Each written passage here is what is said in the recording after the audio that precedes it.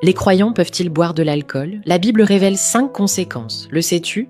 L'ivrognerie est un outil du diable. Elle détruit ton corps et ravage ton âme.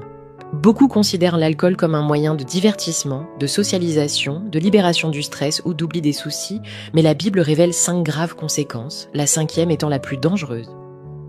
1. Éloigne la personne de la présence de Dieu.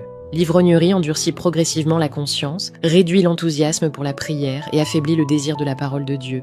Éphésiens, chapitre 5, verset 18.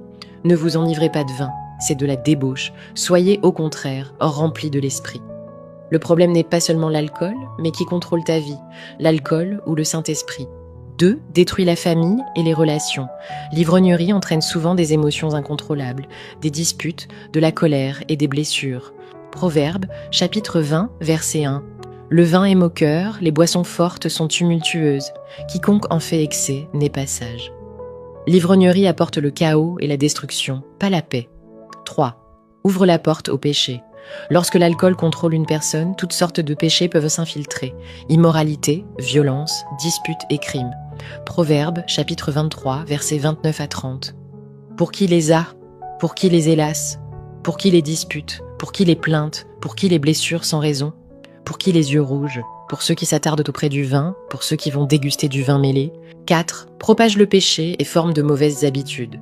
Lorsque les parents ou les aînés s'enivrent, les jeunes imitent et considèrent le péché comme normal. Romains, chapitre 14, verset 21.